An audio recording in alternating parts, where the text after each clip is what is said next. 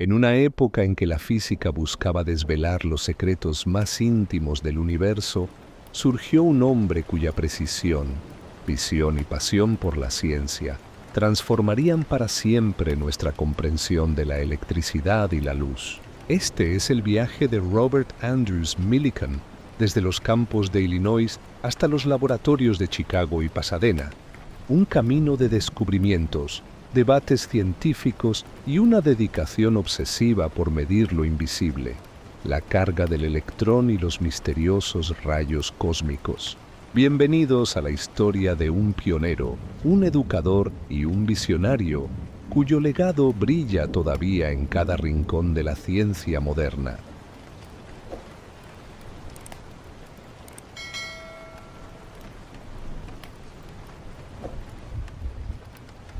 Pioneros, Piety y Prairie, la forja del carácter.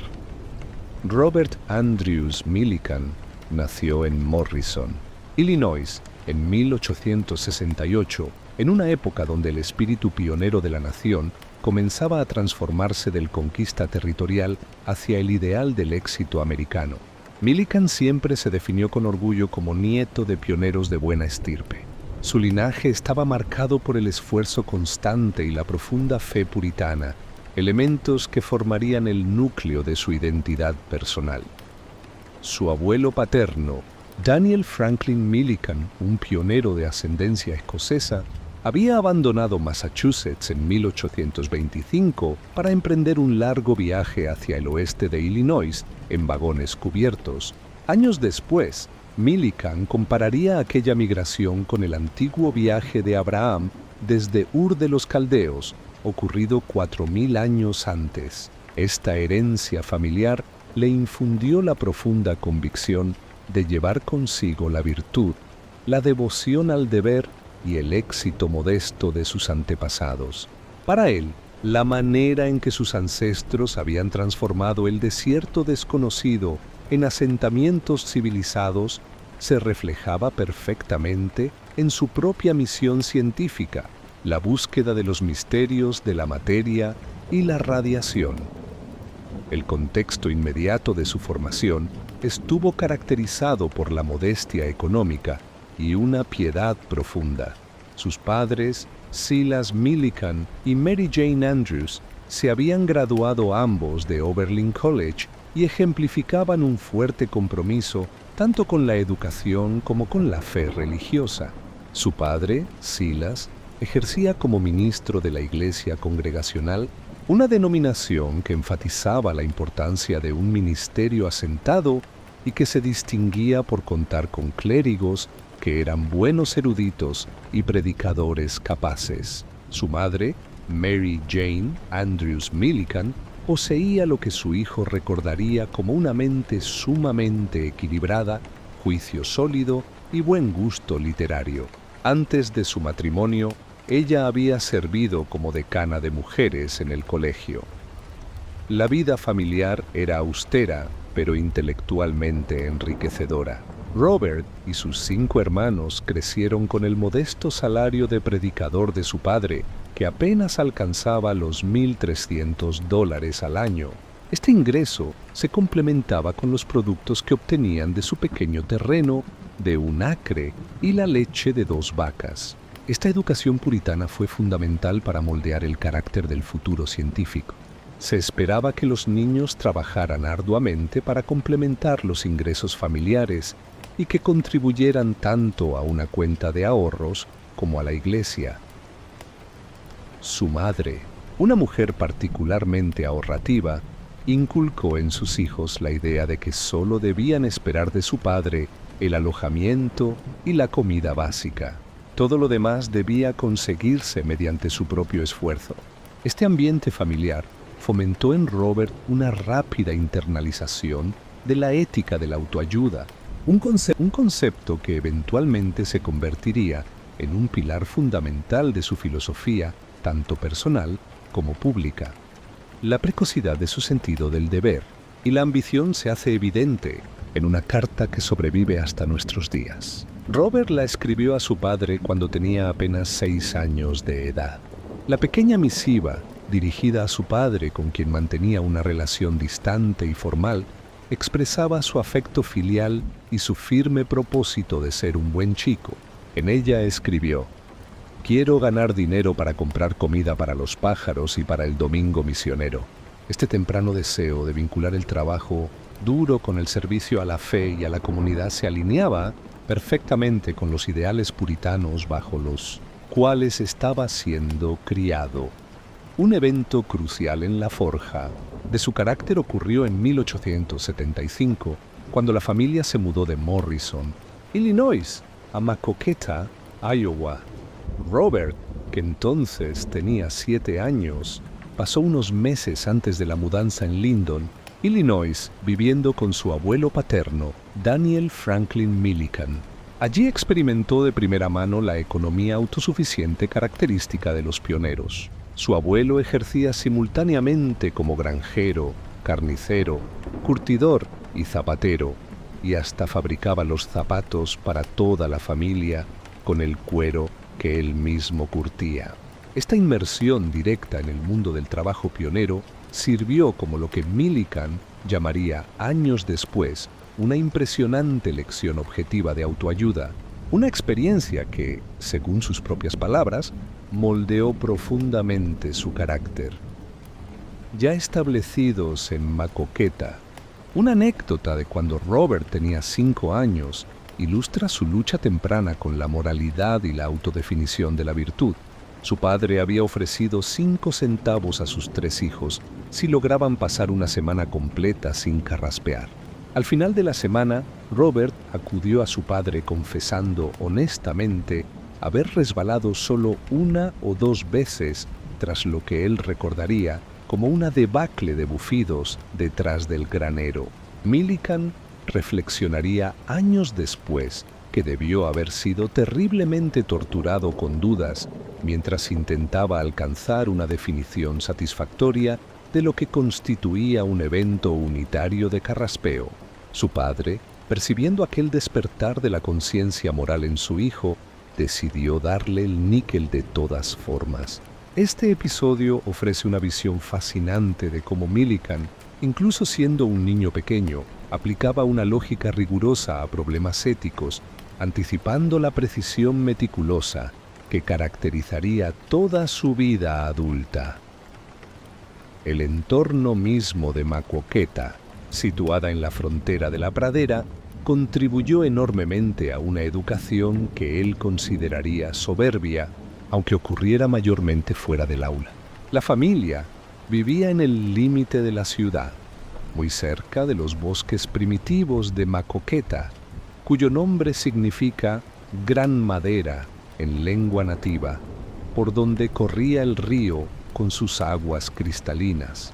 Los niños que crecían en estas condiciones se convertían a menudo en figuras representativas de la historia de éxito estadounidense, luchando constantemente por superar obstáculos y esforzándose por ser ganadores.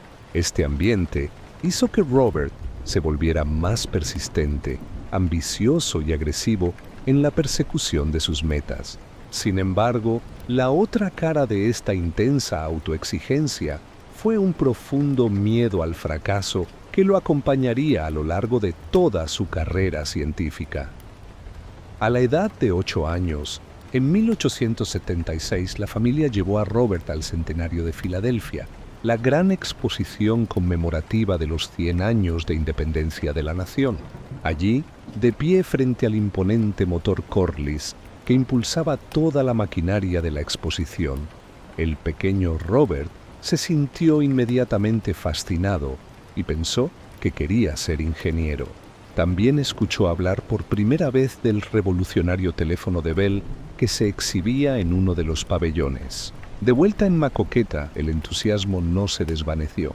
Los niños Millikan construyeron su propio sistema de teléfono usando latas conectadas con hilo entre su casa y la de los vecinos, demostrando una temprana curiosidad experimental y práctica que presagiaba su futuro en la ciencia. A lo largo de sus años de escuela secundaria, Robert fue un estudiante ejemplar, cumpliendo estrictamente con su deber. Era puntual en todas sus clases, trabajaba arduamente en sus estudios y continuaba ahorrando diligentemente su dinero.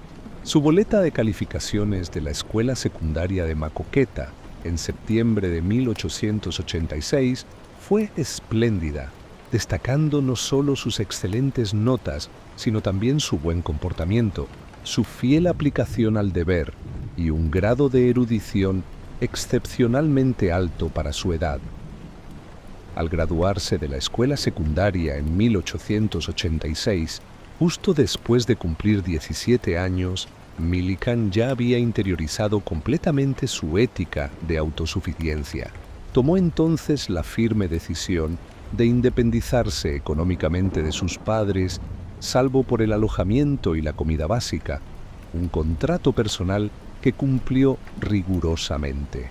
Para ganar el dinero necesario para sus gastos universitarios, aprendió taquigrafía por cuenta propia y trabajó durante parte del año como taquígrafo judicial en los tribunales locales. El salario de $6 por día le parecía una fortuna inmensa, casi como $1 millón. Su experiencia directa en la corte del condado de Jackson le inculcó un profundo respeto por la ley y los tribunales, un respeto que, según él mismo notaría años después, a veces faltaba incluso en personas prominentes de la sociedad. Así, al cierre de su juventud en aquellas praderas de Iowa, Robert Andrews Millikan no era simplemente un joven más moldeado por la piedad de la iglesia congregacional. Era un espíritu forjado en el yunque del trabajo pionero, imbuido de una determinación férrea y listo para enfrentar la vida como una competición constante y la ciencia como una prueba definitiva de carácter. Las semillas plantadas en aquellos años tempranos, entre bosques primitivos y aulas modestas, entre sermones dominicales y trabajo duro en los tribunales, germinarían en las décadas siguientes en una de las carreras científicas más impresionantes del siglo XX, el siglo XX.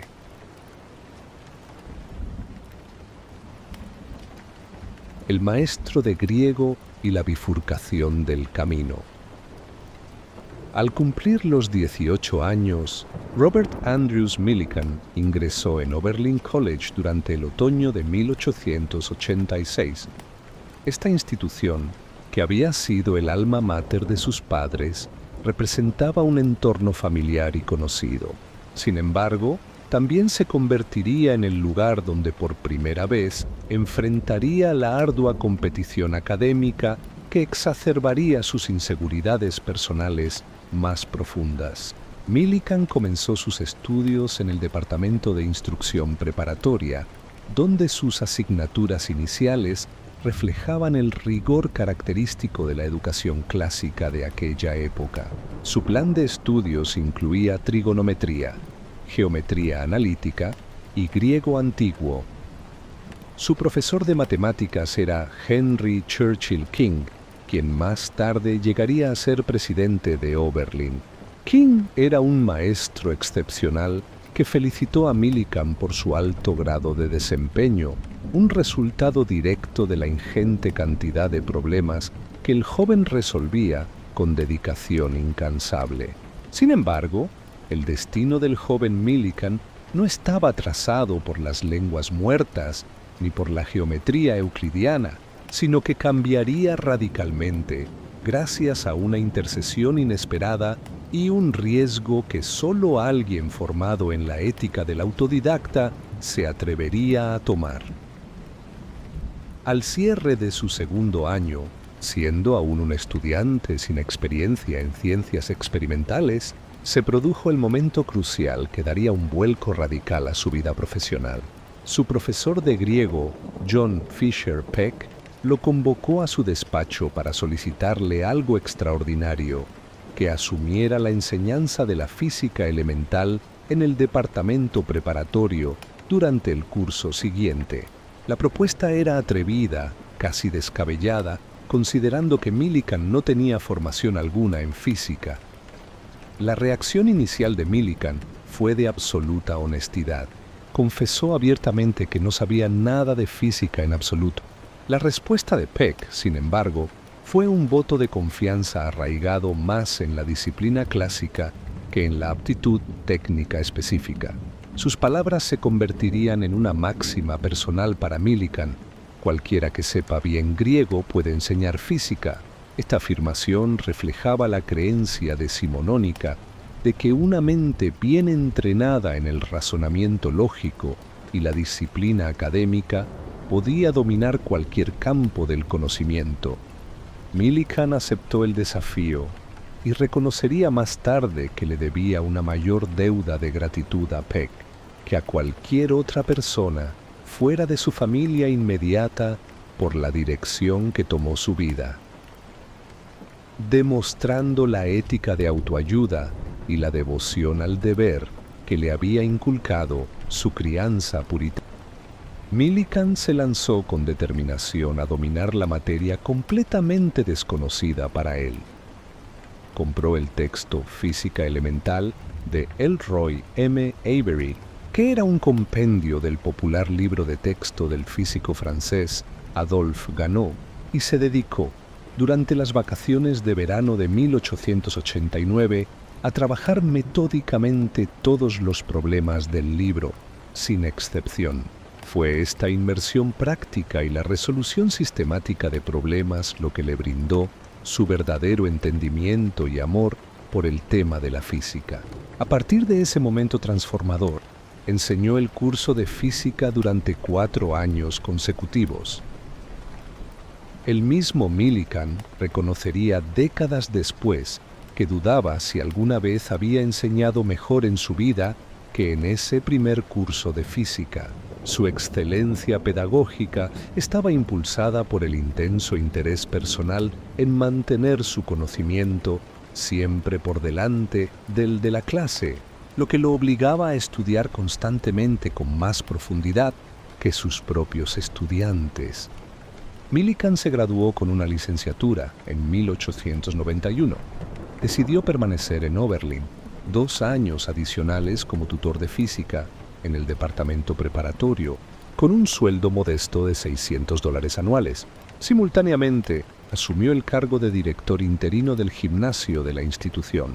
Fue durante este tiempo que preparó su tesis de maestría, que le fue conferida en 1893. La tesis consistió en una lectura exhaustiva y análisis del libro Maquinaria dinamoeléctrica de Sylvanus Peterson.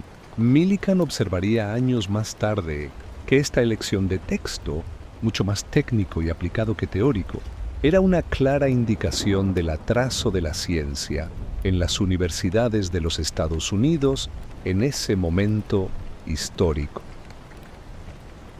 En el otoño de 1893, Millikan se encontró transportado a un mundo completamente nuevo. Sus profesores de Oberlin habían gestionado su candidatura, sin su conocimiento previo, para una beca en Columbia University, en la ciudad de Nueva York. Para su sorpresa y alegría, fue aceptado como el único becario de física de posgrado de aquella promoción. Este fue un nuevo hito tanto para él personalmente como para la física estadounidense en general, ya que Columbia buscaba activamente fomentar el trabajo de posgrado en ciencias analíticas. En 1895, Millikan se convertiría en el primer doctorado en física de ese departamento, un logro histórico que marcaba el despertar de la investigación física avanzada en aquella universidad. A pesar de este logro, la inseguridad personal era un compañero constante en la vida de Millikan. Confesó años más tarde que se había sentido terriblemente triste y angustiado porque percibía que a otros estudiantes se les facilitaba el trabajo mucho más que a él. Esta incertidumbre profunda, este miedo persistente a no estar a la altura o a fallar en complacer las expectativas, era una característica fundamental de su hombre interior que los materiales biográficos permiten vislumbrar. Esta inseguridad lo acompañaría toda su vida, incluso cuando alcanzara el ápice de su fama científica internacional.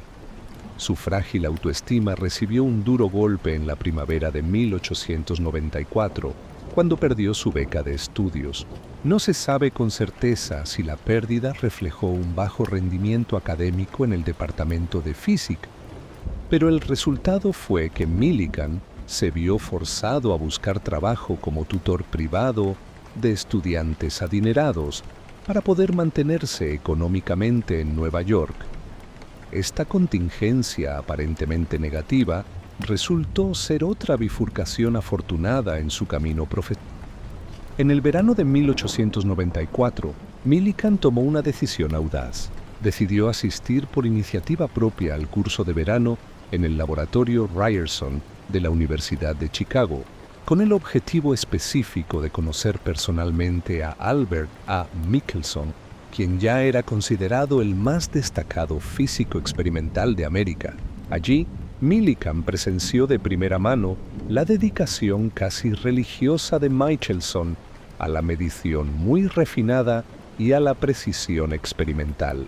Durante su discurso ante los estudiantes del curso de verano, Michelson sugirió una idea que entonces era ampliamente aceptada, que todos los grandes descubrimientos de la física ya se habían realizado y que el progreso futuro se hallaría solamente en el sexto lugar de los decimales, es decir, en mediciones cada vez más precisas de fenómenos ya conocidos. Esta elegancia de la técnica de observación y el énfasis absoluto en la precisión experimental que caracterizaban el trabajo de Michelson impactaron profundamente en el joven Millikan. Aquella experiencia moldearía permanentemente su propia aproximación a la física experimental. Millikan regresó a Columbia con renovado propósito para terminar su tesis doctoral, trabajando intensamente en experimentos ópticos. Incluso llegó a usar oro fundido y plata fundida en la Oficina de Ensayos de Estados Unidos para probar aspectos de su teoría óptica. Finalmente, después de meses de trabajo arduo, defendió exitosamente su tesis y obtuvo su doctorado en física en 1895, convirtiéndose así en el primer doctor en física graduado del Departamento de Columbia. Fue Michael Pupin, su mentor serbio-estadounidense especializado en electromagnética, quien le aconsejó completar su formación académica con un Wanderjahre, que en alemán significa año de peregrinación académica, visitando las grandes universidades europeas. Específicamente, Pupin le recomendó estudiar con el gran Hermann von Helmholtz en Berlín, quien era considerado uno de los gigantes de la física del siglo XIX. Aunque Helmholtz falleció antes de que Millikan pudiera realizar el viaje, el plan siguió adelante. Pupin, demostrando una generosidad notable, le prestó personalmente $300 con un interés del 7% para financiar el viaje a Europa. Millikan partió hacia Europa en mayo de 1895, cuando tenía 27 años de edad. Pasó 2 meses iniciales en la ciudad de Jena para mejorar su dominio del idioma alemán, indispensable para aprovechar las conferencias académicas. Luego emprendió un recorrido en bicicleta por el continente europeo, una aventura física e intelectual que incluía una parada importante en París para asistir a conferencias del brillante matemático y físico teórico Henri Poincaré. En octubre de ese año, Millikan se instaló finalmente en Berlín, el epicentro de la física mundial de aquella época. Allí asistió regularmente a clases impartidas por Max Planck y Emil Warburg, 2 de las figuras más prominentes de la física alemana. En este periodo formativo, Millikan, que aún se sentía como un provinciano transportado a la metrópolis intelectual, carecía de la sofisticación matemática necesaria para beneficiarse plenamente de los complejos ciclos de conferencias de Planck sobre termodinámica.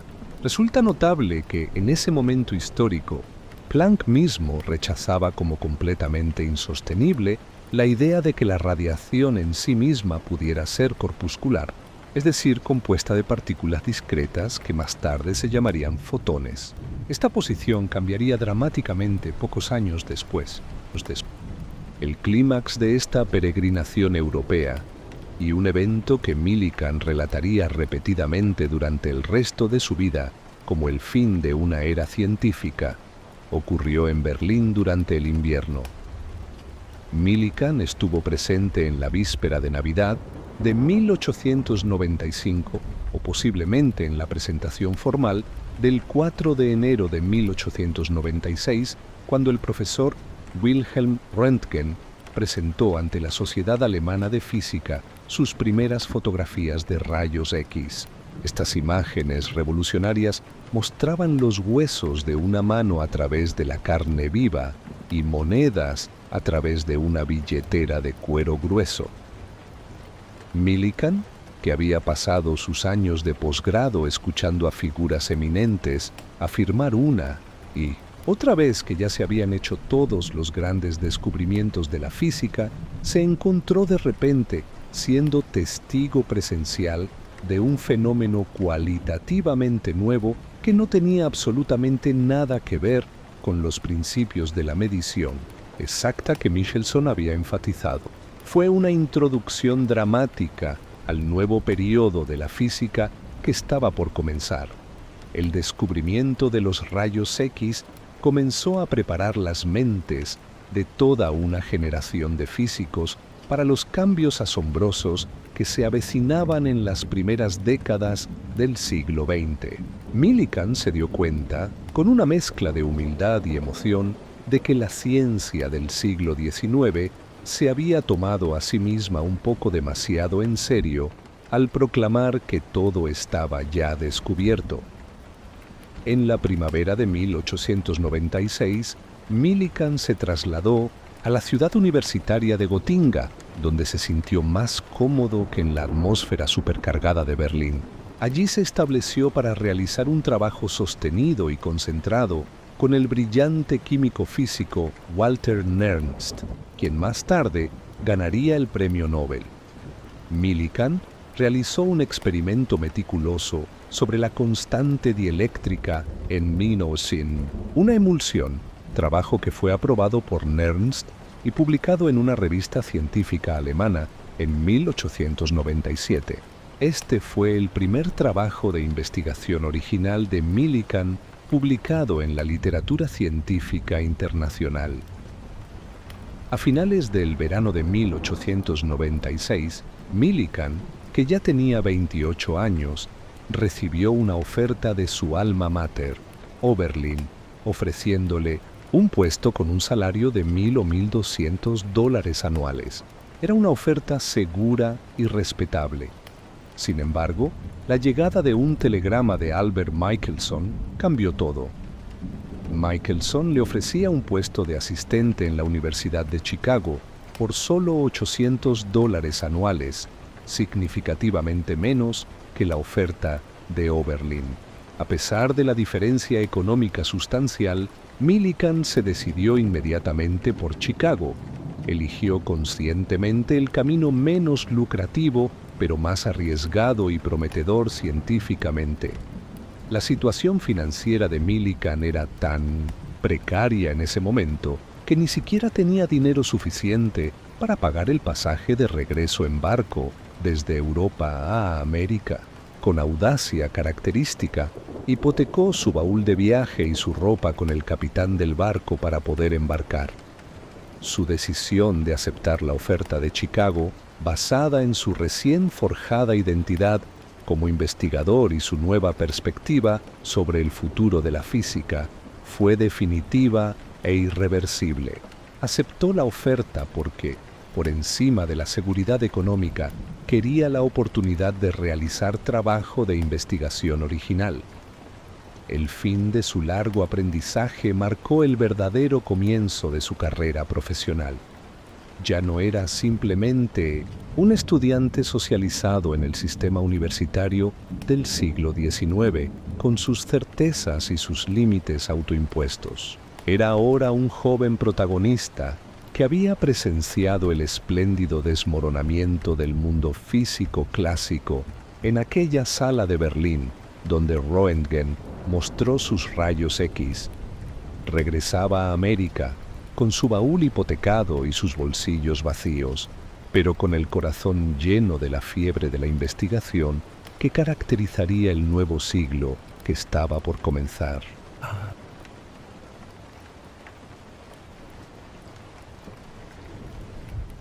Chicago, el profesor, el investigador y la carga pesada.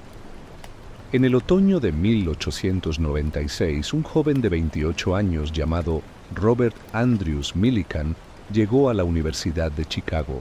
Acababa de regresar de Europa y traía consigo grandes ambiciones. Había aceptado un puesto como asistente con un salario de $800 anuales, no por el dinero, sino porque anhelaba profundamente la oportunidad de realizar trabajo de investigación. Sin embargo, la realidad que encontró en el laboratorio Ryerson fue muy distinta a lo que había imaginado. El laboratorio estaba bajo la dirección de Albert A. Michelson, un científico meticuloso y de gran prestigio. Millikan pronto descubrió que su vida se convertiría en una maratón de 12 horas diarias de trabajo intenso. 6 de esas horas las dedicaba a la enseñanza y las otras 6 a los problemas de investigación. La nueva universidad necesitaba urgentemente que alguien organizara cursos y escribiera libros de texto muy necesarios, sin importar mucho las preferencias personales de sus jóvenes profesores. Millikan entendió rápidamente cuál era su papel: ser un pedagogo diligente y mantener una aproximación cautelosa a la investigación, tal como lo hacían otros físicos junior del Ryerson. Aunque el ambiente en el laboratorio era estimulante, resultaba notablemente conservador comparado con la incertidumbre emocionante de los cambios en las visiones del mundo que estaban ocurriendo en Europa. Michelson era la única figura significativa en la investigación y se había convertido en el apóstol internacional de la medición precisa. Bajo su liderazgo, el Ryerson ganó fama por su precisión y su cuidadosa atención a la educación científica, pero no por el ataque audaz a los problemas fronterizos de la física. De hecho, Michelson era famoso por su escepticismo ante la nueva física. Cuando Röntgen descubrió los rayos X, Michelson no vio cómo se podría hacer alguna aplicación científica importante o incluso práctica de ellos. Esta atmósfera influyó profundamente en Millikan, quien se centró inicialmente más en consolidar el conocimiento y la educación que en la especulación conceptual audaz. La pesada carga docente de Millikan comenzó de inmediato. Primero gestionó el laboratorio para el curso de primer año de Stratton. Cuando Samuel W. Stratton se marchó en 1898 para dedicarse a la Oficina de Pesos y Medidas de Estados Unidos, que más tarde se convertiría en el Bureau of Standards, Millikan asumió la responsabilidad completa del curso. Su enfoque pedagógico fue revolucionario para la época. Creía firmemente que la educación en las fases analíticas de la física procedía casi enteramente de los problemas de laboratorio y de las pruebas escritas. Rechazaba la ineficacia de las grandes conferencias que había presenciado en Europa y Columbia. Esta dedicación a la enseñanza se tradujo en una prolífica producción de textos. En 1898, Millikan y Stratton publicaron juntos A College Course of Laboratory Experiments in General Physics. 4 años después, en 1902, colaboró con Charles Ribord Mann para traducir el influyente tratado de óptica de Paul Drude bajo el título The Theory of Optics. Ese mismo año apareció la primera edición de su texto Mechanics, Molecular Physics and Heat. Sin embargo, su mayor éxito editorial llegó en 1906 con A First Course in Physics, que escribió junto a Henry Gordon Gale. Este texto buscaba introducir interés humano y la fascinante historia de la física, pero también simplificar el aparato y el procedimiento experimental para hacer accesible la buena física a las escuelas secundarias más modestamente equipadas. Esta ética pedagógica, el deseo de llevar la ciencia a la cultura general, se convirtió en un tema central de su vida. Durante este periodo de arduo trabajo, La vida personal de Millikan también encontró estabilidad. En abril de 1902, a los 34 años de edad, se casó con Greta Erwin Blanchard en Oak Park. Curiosamente, la publicación de Mechanics, Molecular Physics and Heat coincidió con su matrimonio. El día de su boda fue tan peculiar como revelador de su carácter. Millikan estuvo corrigiendo pruebas del texto hasta las 6 de la tarde. Después de la ceremonia, la pareja partió para una luna de miel de 7 meses en Europa. Durante este viaje, Millikan aprovechó para visitar varios laboratorios y conoció en Londres a Charlotte Thomson. También asistió a conferencias de Max Planck en Múnich. A pesar de su éxito como profesor y autor de libros de texto, que le valió un ascenso a profesor asistente en 1902, Millikan sabía perfectamente que su trayectoria en Chicago dependía en última instancia de sus logros científicos. Sin embargo, sus primeros esfuerzos de investigación fueron frecuentemente frustrados. Después de su publicación en 1897 sobre su trabajo en Gotinga, su siguiente gran esfuerzo fue estimulado por su curso de termodinámica. Se trataba de la determinación experimental del trabajo realizado en la expansión libre de gases, utilizando un método modificado de Clement y de Sormes. Este trabajo, iniciado a finales de 1897, tenía como objetivo determinar el cociente de los calores específicos de los gases de forma más fiable. Tras un año o más de lucha, este esfuerzo no produjo ningún resultado nuevo y ninguna publicación en su momento. Millikan lo citó como un ejemplo de los desalientos que el joven físico debe esperar.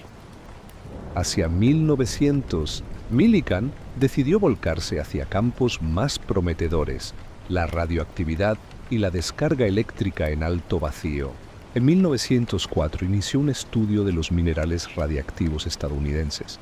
Su objetivo era determinar si las sustancias radiactivas eran productos de la descomposición del uranio. Sus resultados, realizados con la ayuda de H.A. Nichols, sugirieron una relación constante entre la radiactividad y el contenido de uranio, lo que apoyaba la visión de que el uranio era el progenitor del radio. No obstante, cuando Millikan se percató del trabajo más avanzado y completo de su colega de Chicago, Herbert McCoy, y de Bertram B. Boltwood en esta misma área, decidió cesar sus esfuerzos en esta línea de investigación. Su incursión en la emisión fotoeléctrica, un fenómeno donde los electrones son desprendidos de metales por la luz incidente, fue un campo igualmente difícil. En 1903, después de lograr un alto vacío utilizando bombas de mercurio de diseño propio, Millikan realizó sus primeras pruebas. A diferencia de otros observadores, incluido Washington y Thomson, que creían que el fenómeno dependía de la temperatura, Millikan descubrió que la emisión fotoeléctrica era completamente independiente de la temperatura. Este fue un descubrimiento fundamental. Sin embargo, sus intentos posteriores de determinar cómo la energía de los electrones eyectados dependía de la longitud de onda tropezaron con obstáculos que retrasaron el problema durante varios años. Millikan, quien era un conservador en medio de un mundo revolucionario, recordaba este periodo con una autocrítica brutal. Sentía que había logrado muy poco éxito como físico experimental en sus primeros años. Se preguntó seriamente si no sería más sensato abandonar el intento de triunfar en una carrera de investigación y dedicarse únicamente a la enseñanza y la escritura. Era consciente del riesgo que corría al persistir en la apuesta de la investigación. A pesar de esta sensación de fracaso en la primera línea de la física, su perseverancia lo llevó a tomar una decisión crucial. Influenciado por su ética de autosuperación, se negó a ceder a la tentación de abandonar. Decidió mantener la apuesta que lo había traído a Chicago.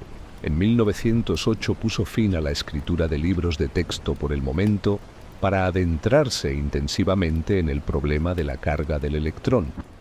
El escenario estaba preparado. Los años de frustración, las noches corrigiendo pruebas las horas interminables en el laboratorio, todo convergía hacia un momento decisivo. Millikan no lo sabía entonces, pero ese problema que eligió perseguir definiría no solo su carrera, sino también nuestra comprensión fundamental de la naturaleza misma de la materia.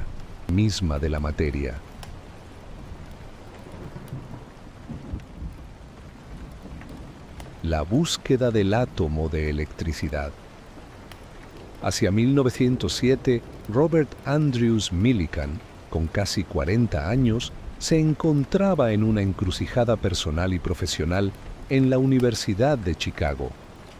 A pesar de haber publicado influyentes libros de texto y de haber ascendido en el escalafón académico, Millikan sentía que había logrado muy poco éxito como físico experimental en sus primeros años. El joven profesor vivía con un persistente miedo a no estar a la altura o a fallar. Necesitaba urgentemente un triunfo en la investigación pura para consolidar su posición en el laboratorio Ryerson y en el mundo científico. Su decisión crítica fue abandonar la escritura de libros de texto por el momento en 1908 para concentrarse en la medición de una cantidad muy especial, la carga elemental, representada como E. Esta cantidad, la carga del electrón, era según Millikan una constante fundamental para la teoría física contemporánea.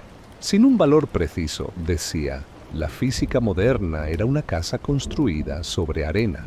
Millikan se propuso llevar esta medición, que ya había sido abordada por otros científicos, a un nivel de precisión sin precedentes. Este trabajo se convirtió en una verdadera prueba de sí mismo. Cuando se acercó a Michelson, el apóstol de la medición precisa, le declaró con convicción que tenía un método para determinar la carga del electrón con una precisión de una parte en 1000. Al emprender esta tarea, Millikan no solo buscaba la veracidad, sino alcanzar lo que llamaría la precisión de Millikan, convirtiéndose en el físico del sexto lugar de los decimales, tal como lo profetizó uno de sus colegas. El camino hacia esta precisión comenzó con una lucha frustrada usando el método de la nube de Harold A. Wilson. En 1907, Millikan repitió el experimento de Wilson junto con su estudiante Louis Begeman, pero encontró problemas serios. La fuente de rayos X que se utilizaba para ionizar las nubes era demasiado variable. Además, el uso de gotas de agua o alcohol tenía un defecto intrínseco, la evaporación. Las gotas se encogían rápidamente, haciendo imposible un cronometraje preciso. Millikan intentó primero eliminar el error de la evaporación construyendo una batería de 10.000 voltios con el objetivo de suspender la superficie superior de la nube. Sin embargo, cuando aplicó el campo eléctrico, la nube se disipó al instante. Este fracaso aparente reveló una verdad fundamental. La suposición general de que cada gota de la nube llevaba una carga unitaria era errónea. De hecho, los iones individuales podían llevar múltiples cargas. El avance que resultó ser de largo alcance ocurrió en el verano de 1909. Millikan había presentado un artículo sobre el método de la gota equilibrada en Winnipeg. En el tren de vuelta a Chicago tuvo un momento de inspiración que cambiaría todo. Se dijo a sí mismo: «Qué tonto he sido al tratar de eliminar la vaporización de las gotas de agua de esta manera burda, cuando la humanidad ha...». La solución era simple y elegante: reemplazar el agua por un medio menos volátil. Decidió utilizar un aceite de motor de gas especialmente limpio o un aceite de máquina menos denso, el cual tenía una presión de vapor extremadamente baja. Este cambio fundamental eliminó la evaporación como una fuente de error importante, haciendo posible seguir una gota individual durante horas. El famoso experimento de la gota de aceite se desarrolló con la asistencia de su estudiante de posgrado, Harvey Fletcher. El aparato que diseñaron utilizaba placas metálicas horizontales paralelas, formando lo que se conoce como un condensador, para crear un campo eléctrico uniforme. Las diminutas gotas de aceite, cargadas por fricción o ionización usando rayos X, se introducían en el campo y se observaban a través de un microscopio. Los investigadores cronometraban cuidadosamente su caída por gravedad y su ascenso o descenso cuando se aplicaba el campo eléctrico. El objetivo central del experimento era proporcionar la prueba directa e irrefutable de que la electricidad tiene una naturaleza atómica o cuantizada. Esto significa que la carga eléctrica no puede dividirse infinitamente, sino que existe en paquetes discretos, indivisibles. Millikan encontró que los cambios en la carga de una gota, observados al capturar iones del aire producidos por rayos X, siempre resultaban en múltiplos exactos de una cantidad fundamental. Las velocidades de ascenso y caída de cada gotita correspondían a cargas de 1, 2, 3, 4, 5 veces la carga más pequeña, pero nunca una fracción de esta carga mínima. Millikan lo proclamó como un nuevo hecho experimental.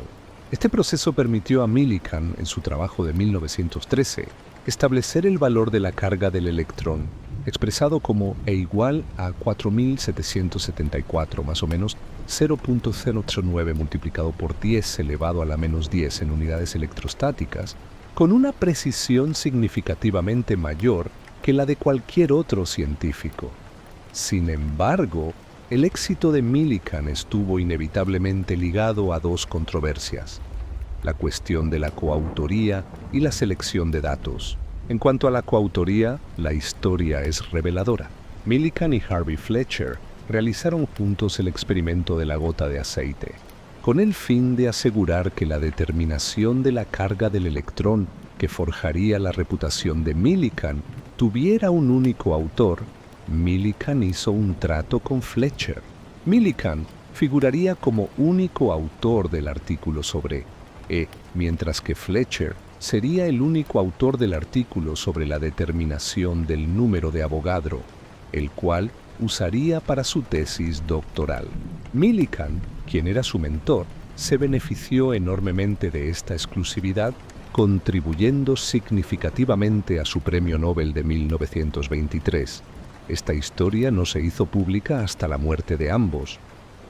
Respecto a la selección de datos, la publicación definitiva de Millikan en 1913 desató una polémica con el físico austríaco Felix Ehrenhaft, quien argumentaba que existían subelectrones, es decir, partículas con cargas menores que la del electrón. El historiador Gerald Holton señaló que Millikan había estudiado 140 gotas, pero solo incluyó 58 en su publicación de 1913. Esto llevó a acusaciones de lo que algunos llamaron cirugía estética de datos, algo que Millikan consideraba el peor tipo de periodismo amarillo. Millikan justificó enfáticamente sus exclusiones. Él solo incluyó las gotas que se habían sometido a una serie completa de observaciones. Las gotas omitidas, en su opinión, se debían a errores experimentales sólidos y claramente identificables, como la caída de voltaje, nanómetros atascados, interferencia por convección o problemas con el atomizador. Millikan estaba convencido de la naturaleza unitaria de la carga y temía que Ehrenhaft pudiera crear más confusión con resultados anómalos. Por eso optó por presentar solo los datos más consistentes. No obstante, si Millikan hubiera incluido todos los datos, el valor final de E no habría cambiado significativamente. Sin embargo, el margen de error estadístico que citó, menos del 1%, habría sido mayor, cerca del 2%. Esto habría permitido mayor margen de desacuerdo en la comunidad científica. Este manejo de datos, aunque criticado por reducir artificialmente el error, se explica por la intensa presión competitiva del momento y la personalidad de Millikan, un conservador en medio de un mundo revolucionario que buscaba la verdad con una convicción que lindaba con la terquedad. Al final, Millikan había logrado lo que tanto anhelaba. Había demostrado que la electricidad venía en paquetes indivisibles. Había medido la carga de ese paquete fundamental con una precisión asombrosa y había asegurado su lugar en la historia de la física. Pero el camino hacia esa gloria estuvo pavimentado con decisiones difíciles, omisiones controvertidas y acuerdos silenciosos. La ciencia, como el hombre que la practica, rara vez es perfecta. Es humana con todas sus brillanteces y todas sus sombras.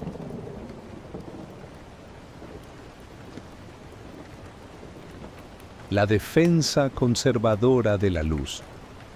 Tras alcanzar la aclamada precisión en la determinación de la carga del electrón alrededor de 1913, Robert Andrews Millikan, con aproximadamente 45 años de edad, giró su atención hacia otro enigma fundamental de la física cuántica.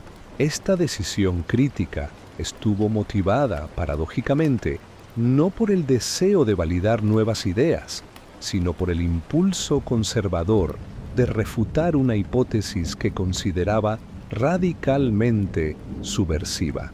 Su nuevo programa de investigación se centró en la verificación experimental de la ecuación de Albert Einstein sobre el efecto fotoeléctrico, publicada en 1905. Este trabajo ocuparía casi la totalidad de su tiempo individual de investigación durante los siguientes 3 años, de 1912 a 1915. Millikan se veía a sí mismo como un conservador en medio de un mundo revolucionario. Su programa de investigación se planteó inicialmente como un ensayo de refutación diseñado para frenar lo que consideraba los excesos de la modernidad. La propuesta de Einstein postulaba que la luz no solo se transmitía, sino que también era absorbida y emitida en paquetes discretos de energía, representados como H multiplicado por nu, conocidos más tarde como fotones. Esta idea chocaba de frente con el universo físico en el que Millikan se había formado. Consideraba la hipótesis corpuscular de la luz de Einstein, es decir, el fotón, como impensable, audaz y temeraria. Para él, la idea de desechar la teoría ondulatoria de la luz, que explicaba sin ambajes fenómenos de interferencia y difracción, era claramente imposible. En el laboratorio Ryerson de Chicago, los físicos trabajaban continuamente y familiarmente con longitudes de onda, que eran tan reales para ellos como las reglas de medir y los balances de resorte. La verificación experimental de la ecuación fotoeléctrica era necesaria debido a la profunda incertidumbre que existía en la comunidad científica. El trabajo previo de Millikan y su colega George Winchester en 1907 había establecido un hecho fundamental. La emisión fotoeléctrica era completamente independiente de la temperatura y la energía de los electrones eyectados no dependía de la temperatura del metal. Sin embargo, los intentos de determinar cómo la energía de los electrones expulsados dependía de la longitud de onda de la luz, un requisito clave para probar la ecuación de Einstein, habían fracasado anteriormente. Se había encontrado con obstáculos que lo habían llevado a centrarse en el experimento de la gota de aceite. Los obstáculos persistentes incluían la falta de un vacío suficiente y la contaminación de las superficies metálicas. Para llevar a cabo una prueba experimental rigurosa de las 3 aseveraciones contenidas en la ecuación de Einstein, Millikan decidió aplicar la misma minuciosidad técnica que había utilizado en su trabajo sobre la carga del electrón. Para superar los problemas de las películas de óxido en las superficies metálicas que retardaban la velocidad de los electrones, concibió un aparato extraordinariamente complejo. La disposición experimental no solo se asemejaba a un taller mecánico en vacío, sino que se convirtió en una demostración de técnica experimental por derecho propio. La construcción del aparato implicó la colocación de cilindros de metales alcalinos, sodio y potasio, elegidos porque respondían a un amplio rango del espectro de luz, incluyendo el visible, en una rueda dentro de un recipiente de vacío. Se empleó un cuchillo parecido a un taladro operado por un imán externo, para cortar continuamente virutas de la superficie metálica mientras se mantenía un vacío extremadamente alto. Este proceso garantizaba que la luz incidiera sobre una superficie pura, libre de impurezas y películas de óxido que pudieran afectar la energía cinética de los electrones liberados. El objetivo experimental de Millikan era medir el potencial de frenado, representado como PD, de los electrones expulsados. Según la ecuación de Einstein, la energía cinética máxima de los electrones expulsados, expresada como PD multiplicado por E, debía ser una función lineal de la frecuencia, representada como V de la luz incidente.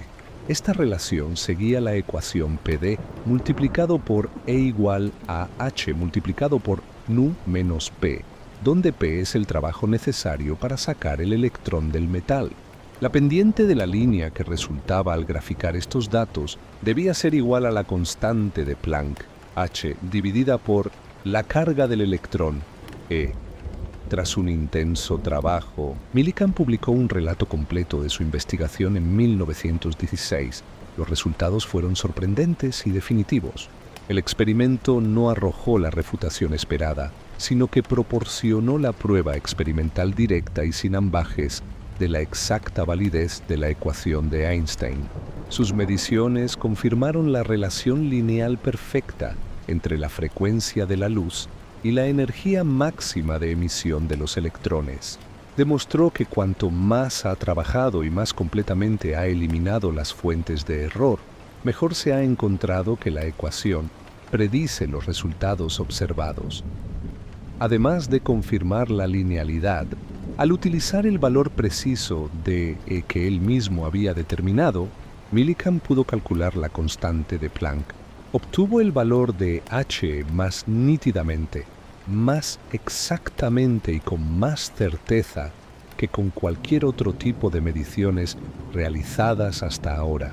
La precisión alcanzada fue de aproximadamente 0.5%, la mejor disponible en ese momento.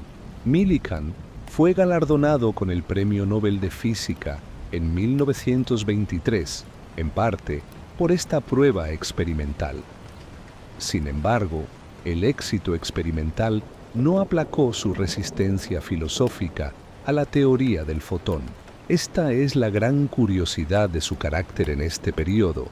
Millikan se convirtió en el principal defensor experimental de una teoría en la que filosóficamente no creía. A pesar del éxito aparentemente completo de la ecuación de Einstein, Millikan insistía en que la teoría física que la originó me parece totalmente insostenible.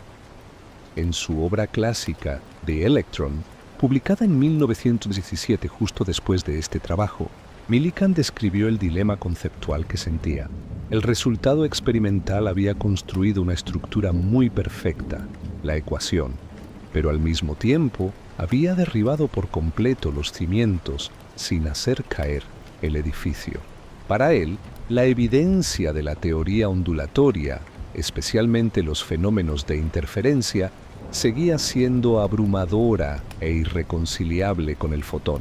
Se mantuvo fiel a la teoría ondulatoria, proponiendo en su lugar una teoría de resonancia que modificaba la formulación de Planck para explicar la emisión, evitando la noción imprudente de energía localizada y absorción discontinua. Incluso en su discurso de aceptación del Premio Nobel de 1923, Millikan reafirmó su postura conservadora.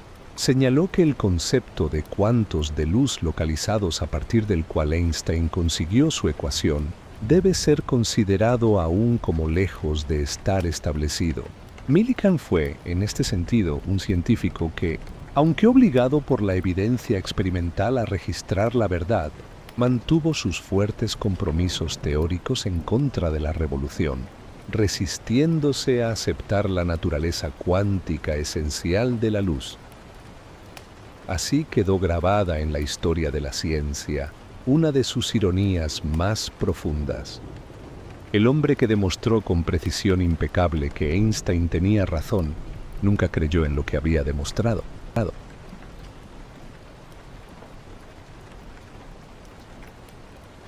El administrador en uniforme y el nacimiento de Caltech. La vida de Robert Andrews Millikan dio un giro radical cuando Estados Unidos entró en la Primera Guerra Mundial. Hasta 1916, este científico se había dedicado a la enseñanza rigurosa y a buscar la precisión absoluta en sus experimentos de física. Pero al acercarse a los 50 años, Millikan se vio transformado en algo completamente diferente. De ser un investigador de laboratorio, pasó a convertirse en consultor, administrador, empresario y finalmente en una figura pública reconocida. Este cambio personal reflejaba algo mucho más grande, la manera en que la ciencia estaba comenzando a ocupar un lugar central en la sociedad del siglo XX.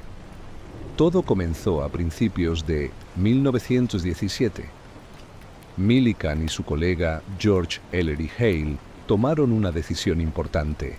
Solicitaron permiso en sus trabajos civiles para ayudar en la preparación para la guerra. Millikan había pasado 10 años luchando por demostrar su valor como científico experimental y ahora sentía que había llegado el momento perfecto para mostrarle al país lo útil que podía ser la experiencia científica. En abril de ese año escribió que para los científicos estadounidenses era ahora o nunca si querían ser de alguna utilidad. No se trataba solo de patriotismo. Millikan estaba convencido de que la ciencia y la tecnología abrirían nuevos caminos en el progreso industrial y militar. En marzo de 1917 lo nombraron jefe de un subcomité del Consejo Nacional de Investigación, conocido como NRC, encargado específicamente de encontrar formas de detectar submarinos. 3 meses después, en junio, el general George Squier, quien dirigía el cuerpo de señales del ejército, lo convenció de unirse formalmente al ejército para liderar la división de ciencia e investigación. Millikan recibió el rango de mayor y poco después fue ascendido a teniente coronel. El cuerpo de señales había recibido una enorme suma de dinero, $650 millones, destinada al desarrollo de aeronaves, y se convirtió en el corazón de toda la actividad científica bajo su dirección. Su papel en el NRC creció de manera impresionante. Hale le dio el título de tercer vicepresidente, director de investigación y funcionario ejecutivo del Consejo Nacional de Investigación. Estas responsabilidades superaban enormemente las de su puesto como profesor en Chicago. Durante el verano de 1917, con 49 años de edad, Millikan dedicó todo su esfuerzo a coordinar científicos para resolver problemas militares, especialmente la amenaza que representaban los submarinos enemigos. El trabajo más intenso se realizó en la New London Experiment Station, donde Millikan se convirtió en una pieza clave en la lucha contra los submarinos alemanes. Su rutina diaria era agotadora y completamente diferente a la tranquila vida académica que había conocido. Asistía a las reuniones de la Junta Antisubmarina prácticamente todos los domingos, lo que significaba hacer un viaje extenuante en tren nocturno de ida y vuelta desde Washington. En New London, que eventualmente absorbió otra estación experimental en Nahant y se transformó en el gran centro de experimentación naval, Millikan dirigió a físicos destacados como Ernest Merritt e Irving Langmuir. Juntos desarrollaron dispositivos antisubmarinos, aplicando principios de física al sondeo por sonido y a la detección de direcciones. Todo ese esfuerzo demostró de manera contundente que la ciencia organizada podía tener un impacto real y significativo. La experiencia de la guerra dejó en Millikan 2 convicciones profundas. Primero, que la cooperación entre científicos era esencial para el progreso. Segundo, que el conflicto había despertado al mundo entero sobre el verdadero valor de la ciencia. Cuando terminó la guerra, Millikan se unió a sus aliados Hale y Arthur A. Noyes con un objetivo claro: consolidar todo lo que habían logrado y establecer el NRC como una agencia científica permanente, incluso en tiempos de paz. Esta experiencia elevó enormemente la reputación de Millikan, tanto a nivel nacional como internacional. Ya no era simplemente un investigador reconocido, ahora era visto como un general de campo, con un agudo sentido administrativo y una capacidad notable para llevar a cabo proyectos de gran escala. Algunos colegas, como Vern o Knudsen, notaron que Millikan comenzaba a mostrar cierto orgullo por sus logros. Su reputación era tan grande que todo el mundo pensaba que ganaría el premio Nobel. Lo cierto es que su visión se había expandido mucho más allá de los límites de la Universidad de Chicago.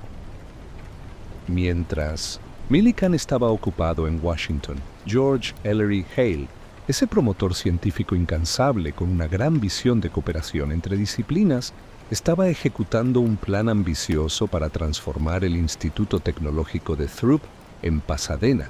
Hale quería crear un equipo de 3 líderes, el mismo, Noyes y Millikan, para convertir esa institución en un centro científico y técnico de primera categoría.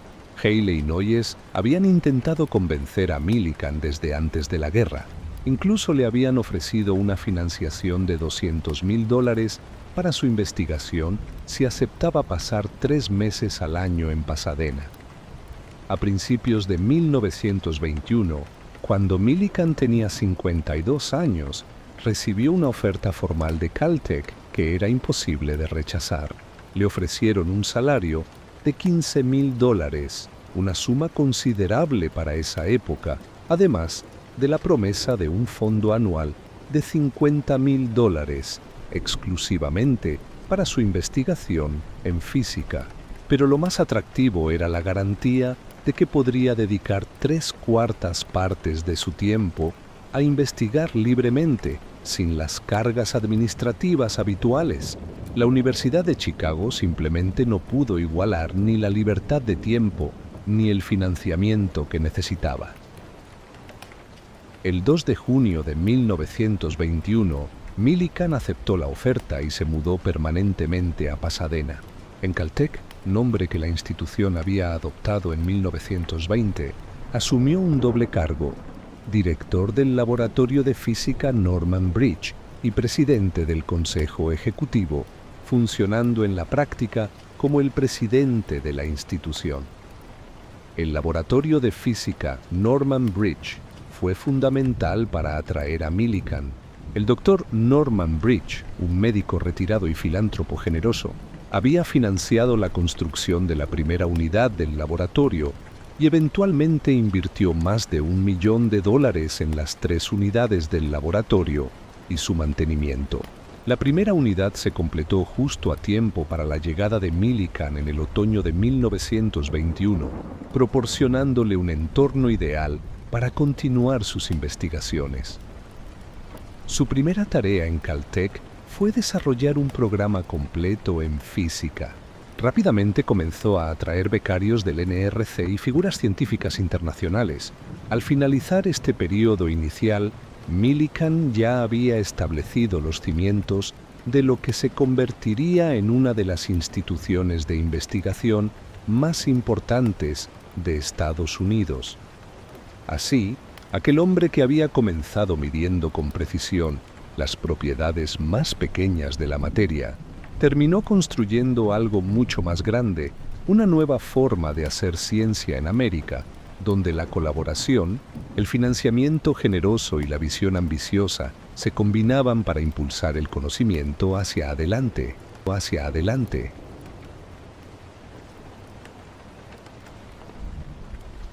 El triunvirato y la construcción de una utopía científica.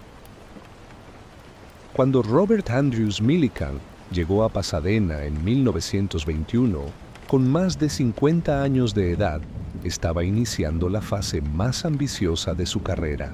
Ya no era simplemente un investigador obsesionado con la precisión, ahora se había transformado en administrador, empresario y figura pública.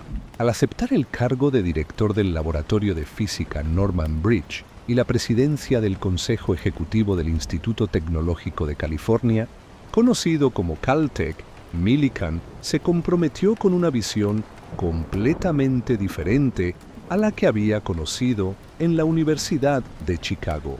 Su traslado había sido inevitable. Chicago no podía ofrecerle el tiempo de investigación ni los recursos que Caltech le prometía. Millikan veía esto como la oportunidad perfecta para desarrollar un nuevo y activo centro de progreso científico y de ingeniería. La visión que Millikan tenía para Caltech era extraordinariamente ambiciosa: construir una institución científica y técnica de primer nivel. Esta empresa dependía del esfuerzo conjunto de 3 hombres brillantes que formaron un equipo legendario, un triunvirato que dirigió el ascenso meteórico de Caltech en la ciencia americana. Estaba Millikan, el físico experimental y administrador; Arthur Amos Noyes, un químico especializado en química física; y George Ellery Hale, el astrofísico y estratega de visión extraordinaria. Hale era el visionario del grupo. Había planeado durante una década entera transformar la modesta Thrupp Polytechnic Institute en algo grandioso. Noyes, por su parte, había dejado su influyente puesto en el Instituto Tecnológico de Massachusetts en 1919 y había defendido con pasión el cambio de nombre a Caltech. Noyes creía firmemente que la física era la base de todo, de la química, de la biología y de la ingeniería. La misión de estos 3 hombres era movilizar recursos y establecer una red de relaciones personales y científicas que permitiera un ataque conjunto a los problemas de la radiación y la materia. Era un proyecto de cooperación entre disciplinas que unía la física, la química y la astronomía de una manera nunca antes vista. Millikan se lanzó de inmediato a su papel de administrador y empresario. Su estrategia para construir Caltech se basaba en 2 pilares fundamentales: asegurar una financiación local masiva y atraer a las mejores mentes del mundo entero. Respecto al financiamiento, el éxito de Caltech dependía completamente de la iniciativa privada. Millikan y Hale apelaron al sentido de destino de los líderes empresariales del sur de California, convenciéndolos de que el progreso de la región requería hombres de ingenio, con formación científica y en ingeniería. Este enfoque tuvo un éxito notable gracias a varios donantes clave que creyeron en la visión. Arthur Fleming, presidente de la Junta de Fideicomisarios, fue la figura central. Su promesa de transferir su fortuna, estimada en más de $4.200.000, en fideicomiso al instituto, fue el factor decisivo que aseguró el traslado de Millikan en 1921. El doctor Norman Bridge financió el laboratorio de física que llevaría su nombre. Henry Robinson, un influyente banquero y director de Southern California Edison Company, fue instrumental al conseguir que esta compañía eléctrica donara el laboratorio de alto voltaje. Otros donantes notables como William Kirchhoff, magnate hidroeléctrico y maderero, y R.R. Blacker, también magnate maderero, invirtieron generosamente. Estos donantes estaban involucrados en las áreas de crecimiento más importantes para la región: la energía, el agua y el sector inmobiliario. El segundo pilar de la estrategia era el reclutamiento de talento para garantizar que Caltech alcanzara la preeminencia científica. Millikan y Hale aplicaron una estrategia de alto perfil, atrayendo a figuras ilustres para asegurar la atención internacional. El mismo Albert A. Michelson, conocido como el apóstol internacional de la medición precisa, llegó como asociado de investigación en 1920. Figuras europeas esenciales para la nueva física, como Hendrik A. Lorentz entre 1921 y 1923 y Paul Ehrenfest en 1923, vinieron como profesores visitantes. Esta estrategia alcanzó su punto culminante con la llegada de Albert Einstein como asociado de investigación en 1930. la constante atracción de becarios del Consejo Nacional de Investigación y becarios extranjeros consolidó a Caltech como un centro de formación de élite, reconocido mundialmente. La visión compartida por Millikan, Noyes y Hale llevó a una rápida expansión hacia nuevas áreas del conocimiento, siempre manteniendo la física y la química como fundamento.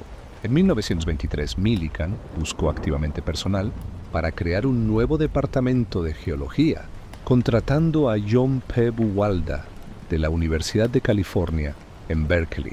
En 1925, el apoyo para este departamento provino de la institución Carnegie de Washington y de donantes privados. En 1926, la institución promovió intensamente la aerodinámica con la creación del laboratorio aeronáutico Guggenheim y el nombramiento del renombrado aerodinamicista Theodor von Karman. La ubicación de Caltech en el sur de California, una región que experimentaba un rápido crecimiento industrial y aeronáutico, resultó ser una ventaja enorme para este programa. Al año siguiente, en 1925, Millikan impulsó un esfuerzo importante para establecer ciencias biológicas, enfatizando específicamente aquellas ramas que tenían relaciones estrechas con la física y la química. Este esfuerzo culminó con la atracción de Thomas Hunt Morgan, el distinguido genetista, quien dejó la Universidad de Columbia para convertirse en el jefe del primer departamento de biología de Caltech a mediados de 1927. Para finales de la década de 1920, el talento científico reunido en Caltech era verdaderamente impresionante. Entre sus filas se encontraban figuras que cambiarían la historia de la ciencia. Linus Pauling, J. Robert Oppenheimer y A. H. Sturtevant, entre muchos otros. Una encuesta realizada en 1927 ya mostraba que Caltech era la institución más productiva en publicaciones importantes de física, superando incluso a gigantes como Harvard, Chicago y Princeton. Para 1928, Caltech había logrado atraer al 10% de todos los becarios de investigación de posgrado del país, una cifra extraordinaria considerando que la institución tenía menos de 10 años en su forma renovada. Este logro demostró el éxito rotundo de la estrategia del triunvirato. En menos de una década, 3 hombres con una visión compartida habían transformado una modesta escuela politécnica en un paradigma del desarrollo de la ciencia estadounidense en el siglo XX. Habían demostrado que con la combinación correcta de visión, financiamiento privado y reclutamiento estratégico de talento, era posible construir desde cero una institución que rivalizara con universidades centenarias. Lo que Millikan, Noyes y Hale habían creado no era simplemente una universidad más. Era una utopía científica donde las mentes más brillantes del mundo podían dedicarse por completo a desentrañar los misterios del universo, donde las fronteras entre disciplinas se difuminaban en favor de la colaboración y donde el sueño de hacer avanzar el conocimiento humano se convertía en realidad día tras día bajo el sol de California.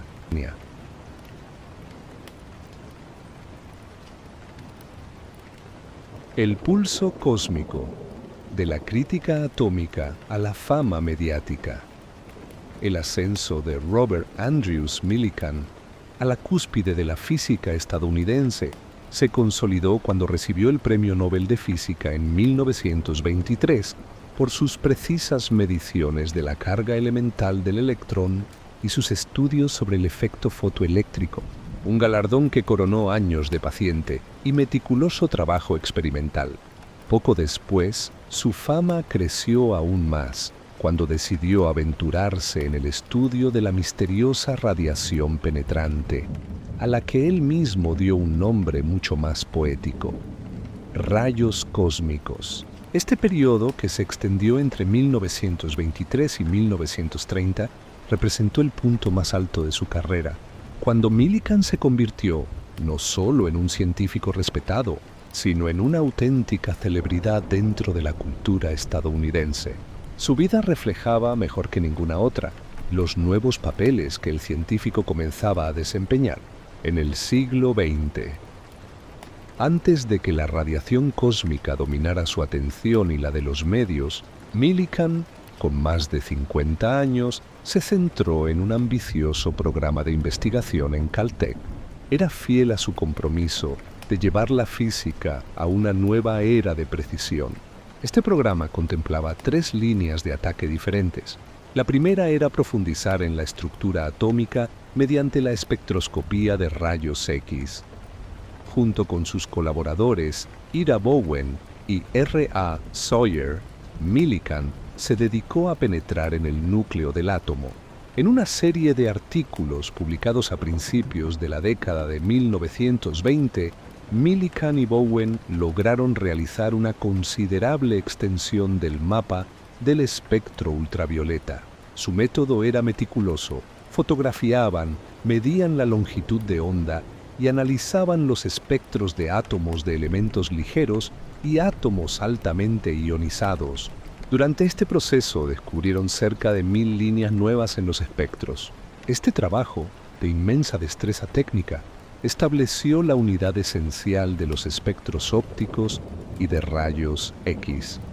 Demostraba que la tarea de articular el modelo atómico de Niels Bohr, que Millikan había esbozado en 1916, era posible a través de métodos de precisión.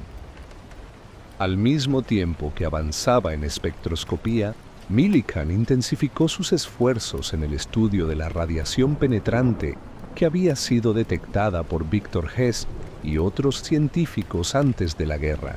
Su trabajo en esta área había comenzado con Louis Beckmann en 1907, motivado inicialmente por la incertidumbre sobre el origen de dicha radiación. Millikan se propuso determinar si los rayos provenían del espacio exterior o si eran de origen terrestre, producto de la radiactividad de la Tierra. Ya en 1922, Millikan hizo explícita su opinión de que estas radiaciones deben aparentemente tener sus orígenes en cambios nucleares que ocurren en los átomos del Sol y las estrellas. Con la ayuda de instrumentos de autorregistro y globos no tripulados, condujo experimentos a gran altitud que le permitieron demostrar la existencia de esta radiación extraatmosférica. Para noviembre de 1925, su escepticismo sobre la existencia de esta radiación proveniente del espacio había desaparecido por completo. Fue precisamente en este punto que Millikan, con 57 años, empleó su formidable capacidad como figura pública y experto en comunicación científica para nombrar y popularizar el fenómeno. Ante la Academia Nacional de Ciencias en Madison, Wisconsin, el 9 de noviembre de 1925, Millikan anunció sus nuevos hallazgos y bautizó exuberantemente a la radiación altamente penetrante como rayos cósmicos. Este nombramiento vino acompañado de una hipótesis audaz que se convirtió en el sello distintivo de su trabajo cosmológico en la década de 1920, la construcción de átomos en el espacio interestelar.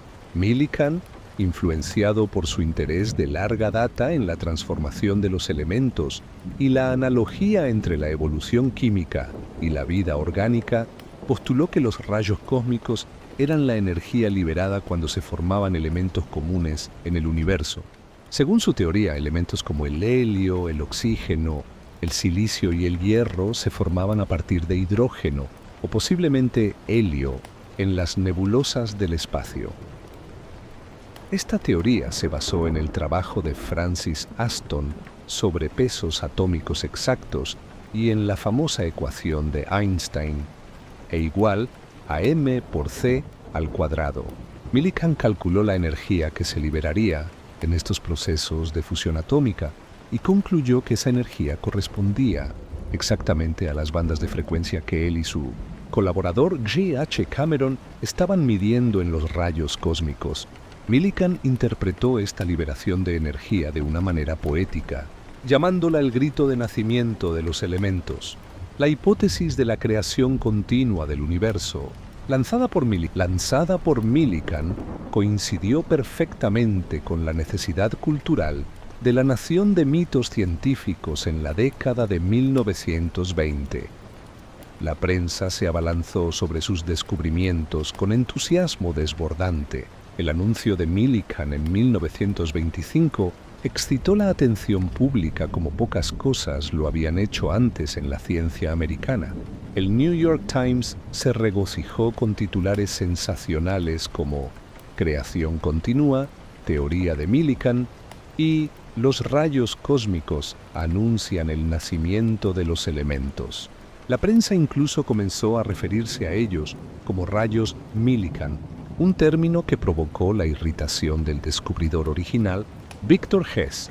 Millikan, aunque genuinamente avergonzado por el uso de ese término, no pudo evitar sentir una mezcla de considerable orgullo y satisfacción por la aclamación pública que recibía. Millikan, que había comenzado como profesor y experimentador en Chicago, se había transformado en una verdadera celebridad. En abril de 1927, el auge de su fama pública se consolidó cuando apareció en la portada de la revista Time. La revista lo retrataba mientras el gran científico miraba fijamente a un microscopio y el pie de foto decía: Dr. Robert Andrews Millikan detectó el pulso cósmico. Este retrato se convirtió en parte del nuevo mito americano sobre el poder de la ciencia para transformar el mundo. Para 1928, Millikan, con 60 años, estaba exultante. Sentía que la filosofía y la ciencia estaban confluyendo en algo más grande. La hipótesis de la construcción atómica estaba en profunda armonía con sus anhelos espirituales fundamentales, permitiéndole defender una concepción religiosa del universo y del progreso moral y social. Su papel como paladín de la concepción religiosa del universo y su visión de que la ciencia era la clave del progreso y la esperanza de la humanidad le otorgaron la condición de sabio y portavoz nacional de la ciencia americana. Este rol había estado forjándose desde la Primera Guerra Mundial, pero ahora alcanzaba su plenitud. La década de 1920 fue, por lo tanto, el periodo en que Millikan, el metódico investigador de precisión que había pasado años midiendo cargas eléctricas minúsculas en gotas de aceite, se convirtió en un monumento imperecedero de la ciencia ante los ojos del público. Había logrado algo extraordinario: traducir el lenguaje frío de las ecuaciones y los experimentos en narrativas que tocaban las fibras más profundas del espíritu humano. En sus manos, la física no era solo números y fórmulas, era la historia de la creación misma, contada en el idioma universal de la ciencia. Y así, bajo las luces brillantes de la fama, Millikan se convirtió en el rostro de una época que creía fervientemente en el poder redentor del conocimiento científico.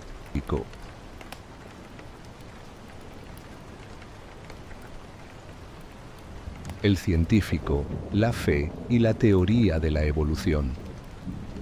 Al consolidar su reputación mundial con el Premio Nobel de 1923 y su papel como líder en el ascenso de Caltech, Robert Andrews Millikan, ya en sus 50 años, descubrió que su labor se extendía mucho más allá de la precisión del laboratorio.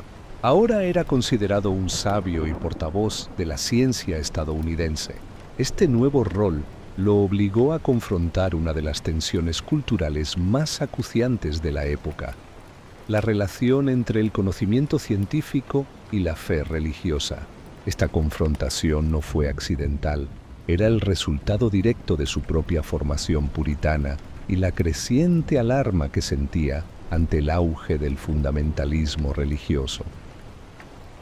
La educación puritana de Millikan, recibida en el seno de la Iglesia congregacional, le había transmitido una profunda devoción al deber y un énfasis en la búsqueda del conocimiento. Para él, la ciencia no era un enemigo de la fe, sino un medio para revelar el orden racional de Dios. Por ello, se sintió moralmente obligado a intervenir cuando el resurgimiento del fundamentalismo protestante se manifestó en forma de una campaña activa y militante contra la teoría de la evolución. Figuras como William Jennings Bryan lideraron una cruzada anticientífica que preocupaba profundamente a Millikan. La fuerte campaña fundamentalista en su Nueva California, exacerbada por la labor de evangelistas como Aimee Semple McPherson y el clima creado por el famoso juicio de Scopes en 1925, lo alarmó hasta el punto de sentir que debía actuar. Millikan decidió, junto con otros líderes de la comunidad científica y religiosa, que era ahora o nunca el momento de declarar abiertamente que la evolución no era antirreligiosa. En 1923 formuló una declaración inicial que fue revisada por Arthur Noyes y que se convertiría en un hito público. El documento fue firmado por un grupo dominante del Consejo Nacional de Investigación, incluyendo a Noyes, Edwin G. Conklin, Michael I. Pupin y el mismo Millikan. Además, lo firmaron líderes religiosos como su cuñado, el ministro congregacionalista Robert E. Brown, y figuras públicas de alto perfil como Herbert Hoover, quien entonces era secretario de Comercio. La declaración representaba un consenso entre hombres de ciencia y de fe, enfatizando que la ciencia y la religión se complementan en lugar de desplazarse o oponerse mutuamente. El texto crucial de la declaración, que llevaba la sensibilidad de Millikan ante la evolución de los elementos, presentaba una sublime concepción de Dios. En ella, Dios se revelaba a sí mismo a través de innumerables edades en el desarrollo de la tierra y en el inspirar vida en su materia constituyente. Esta imagen del Creador en acción continua, en lugar de un acto de creación súbita y única, situaba la ciencia y la fe en una trayectoria armoniosa donde ambas podían coexistir sin conflicto. Su compromiso con este tema se formalizó en 1927, cuando fue invitado a impartir las prestigiosas Terry Lectures en la Universidad de Yale. Estas conferencias se publicaron rápidamente ese mismo año bajo el título Evolución en la ciencia y la religión, y fueron tan populares que se reimprimieron 7 veces hasta 1935. Millikan reconoció humildemente que no hablaba con autoridad en materia de religión, sino que ofrecía su experiencia como un compañero que anda a tientas para ayudar a otros a integrar sus propias experiencias en una filosofía personal coherente. El científico sostenía con convicción que la evolución era una nueva revelación de Dios al hombre. A través del estudio de la geología, la biología, la paleontología y la física, la humanidad había encontrado evidencia de progresión y de un crecimiento de esta tierra a lo largo de al menos 1000 millones de años. Esta comprensión de la ley natural y del orden racional en el cosmos se había desarrollado lentamente a lo largo de siglos, contrastando dramáticamente con las ideas antiguas de un Dios de capricho e imprevisibilidad que actuaba sin razón aparente. Millikan era inflexible en su defensa de la racionalidad del orden en el universo, un concepto fundamental para toda la física y la ingeniería. Argumentaba que la ciencia se basa en la convicción profunda de que el universo es últimamente inteligible racionalmente, es decir, que puede ser comprendido por la mente humana. Esta ley natural, descubierta por Galileo, fue la que finalmente robó a los planetas su milenaria dominación sobre las vidas del hombre, liberando a la humanidad de supersticiones antiguas. Al mismo tiempo, Millikan condenó el dogmatismo en todas sus formas, tanto el religioso representado por Bryan como el científico ateo representado por figuras como Ernst Haeckel. Para Millikan, ambos extremos eran igualmente no científicos y peligrosos. Millikan resumió su credo filosófico completo en un artículo de 1929 para la revista Forum, titulado ¿En qué creo?, En él identificó 3 ideas que parecen destacarse por encima de todas las demás en la influencia que ejercieron y estaban destinadas a ejercer sobre el progreso humano. La primera era la idea de la regla de oro. Esta era el regalo de la religión a la raza humana. Millikan la interpretaba como el ideal altruista, que implica la preocupación por el bien común en lugar de los intereses puramente individuales. Para Millikan, este espíritu de servicio era la esencia misma de la religión, su contribución más valiosa a la civilización. La segunda era la idea de la ley natural, nacida del trabajo de la ciencia, especialmente de las contribuciones de Galileo y Newton. Esta idea reveló una naturaleza de orden y de desarrollo ordenado. Mostró un Dios que trabaja a través de la ley en lugar de actuar caprichosamente. Este concepto otorgó al hombre la responsabilidad de conocer ese orden y armonizar con él, convirtiéndolo en participante activo del plan divino. La tercera era la idea de crecimiento de edad larga o evolución. Esta idea, la más joven de las 3, surgió de la aplicación del método científico a la historia de la vida y el planeta. Mostraba un progreso continuo en el cual el hombre juega un papel de suprema importancia, no como espectador pasivo, sino como actor principal en el desarrollo continuo del universo. Para Millikan, estos 3 elementos, la regla de oro, la ley natural y la evolución, no solo interconectaban la ciencia y la fe de manera mutuamente útil, sino que proporcionaban el fundamento emocional más inspirador y progresista para la vida que el mundo había visto hasta entonces. La ciencia, al revelar el camino de la evolución y no la revolución, ofrecía la única esperanza de la raza humana de salir de la oscuridad de la ignorancia y la superstición. Así, el hombre que había dedicado su juventud a medir con precisión extrema la carga más pequeña de electricidad, dedicó su madurez a algo igualmente importante: tender puentes entre 2 mundos que muchos consideraban irreconciliables. En sus manos, el microscopio y la Biblia no eran instrumentos contradictorios, sino herramientas complementarias para comprender la misma verdad fundamental. Millikan creía que el universo era un libro escrito en 2 idiomas, el de las ecuaciones y el de la fe, y que ambos narraban la misma historia majestuosa de orden, progreso y propósito. Su legado no fue solo el de un científico brillante, sino el de un mediador que demostró que la búsqueda de la verdad, ya sea en el laboratorio o en el alma humana, era fundamentalmente la misma empresa noble.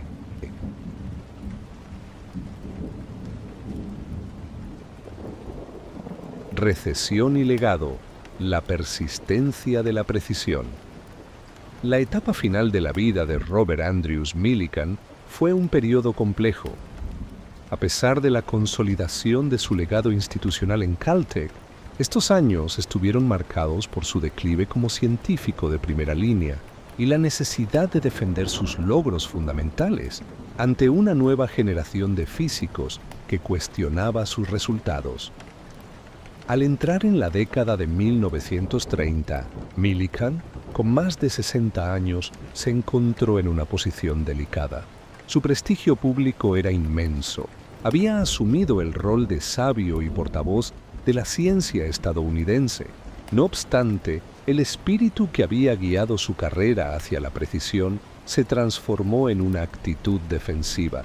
Cuando jóvenes críticos comenzaron a aparecer en la escena de la física, a finales de los años 20 y principios de los 30, Millikan llegó a creer que los intentos de refinar sus mediciones constituían ataques indirectos a su carácter o inteligencia. Una de las primeras batallas se centró en su trabajo, fundamental sobre la carga elemental del electrón, representada como E, por el cual había ganado el Premio Nobel de 1923. Millikan había establecido el valor de E en 4.774 más o menos 0.009 por 10 elevado a la menos 10 unidades electrostáticas. Sin embargo, las nuevas mediciones de longitud de onda de rayos X por medio de rejillas de cristal resultaban ser notablemente más precisas que las técnicas anteriores.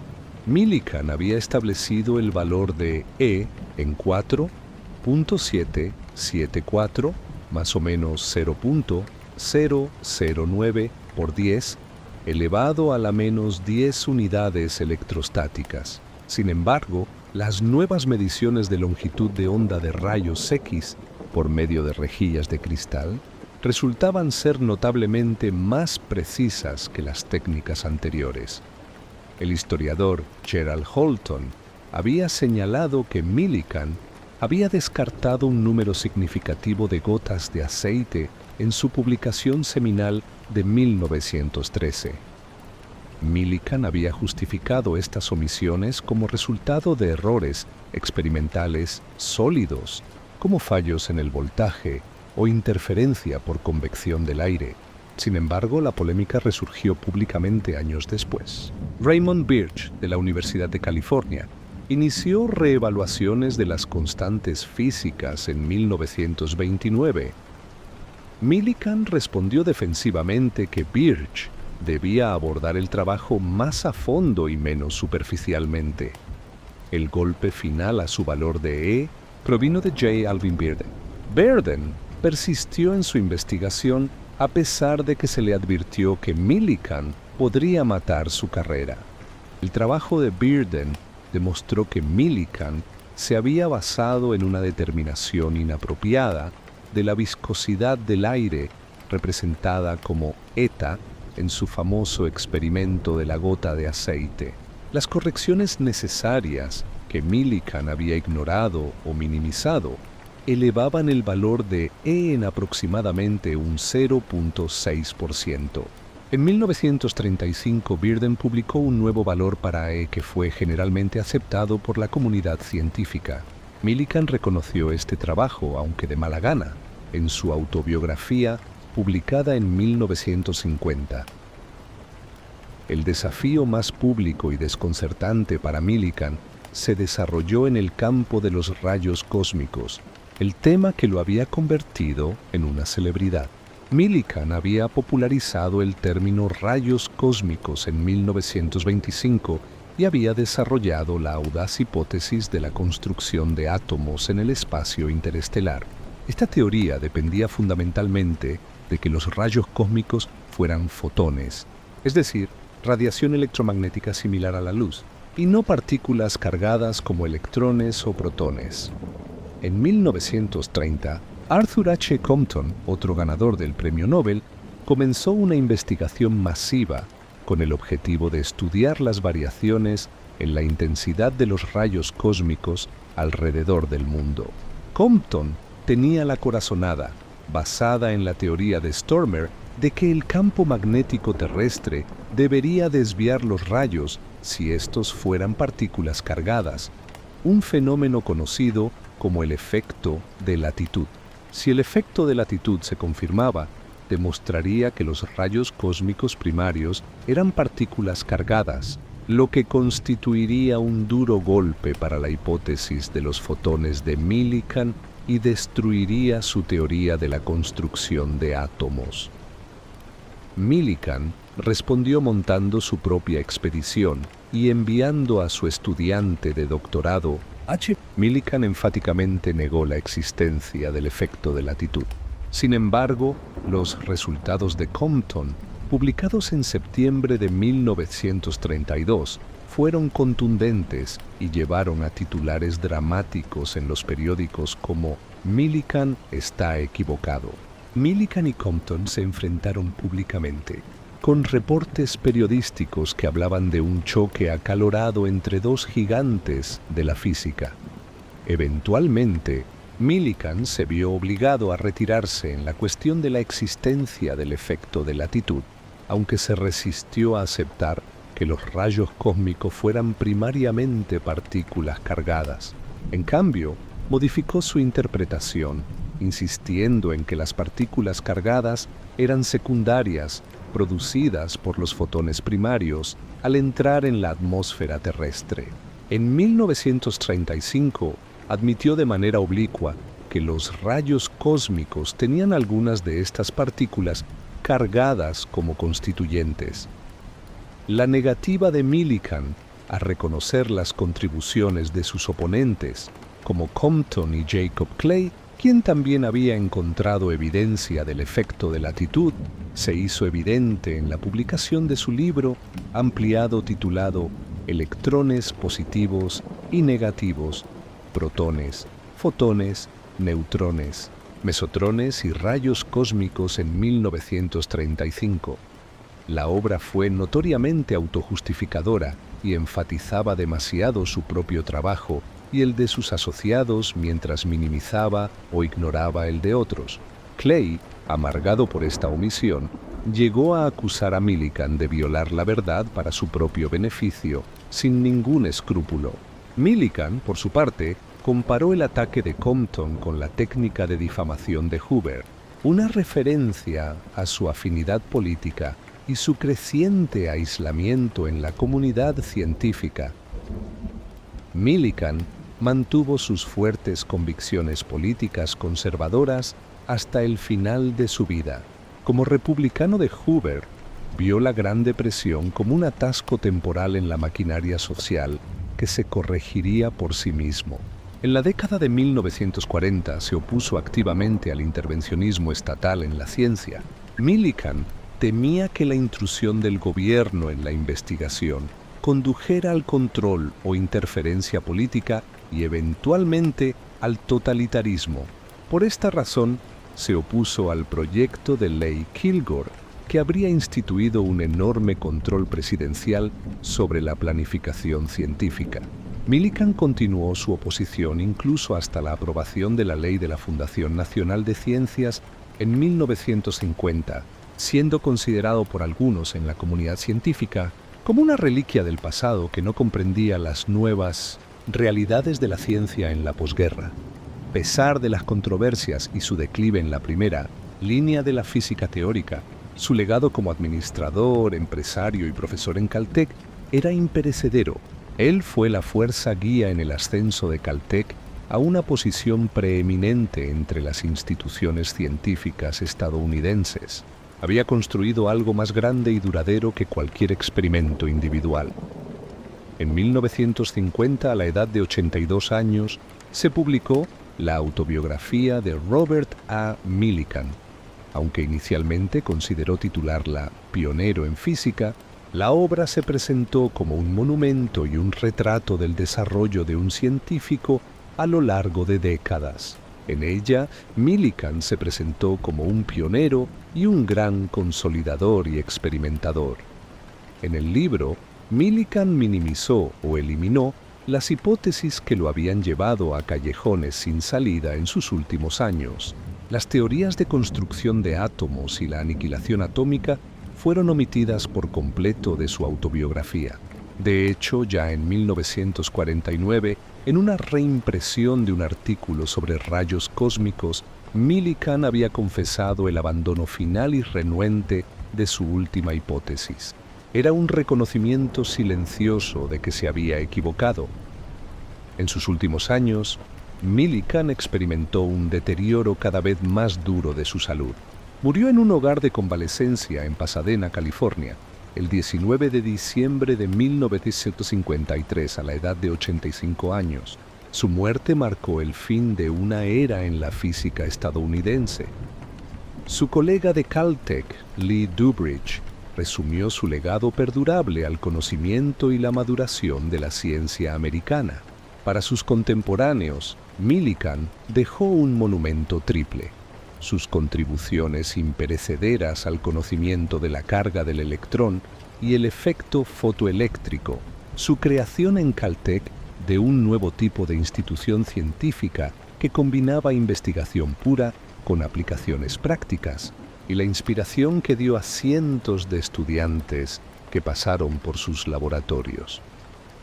Al final, la historia de Robert Millikan es la historia de un hombre que midió lo más pequeño y construyó lo más grande, que que pasó de contar electrones invisibles a educar generaciones enteras, que defendió sus descubrimientos con una tenacidad que a veces rayaba en la terquedad, pero que también demostró la pasión necesaria para empujar las fronteras del conocimiento.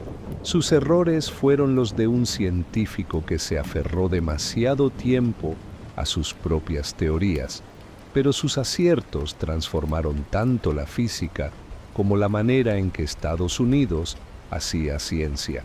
Y cuando el polvo de las controversias finalmente se asentó, lo que quedó fue el legado de un hombre que, con precisión implacable y visión audaz, había ayudado a construir el futuro.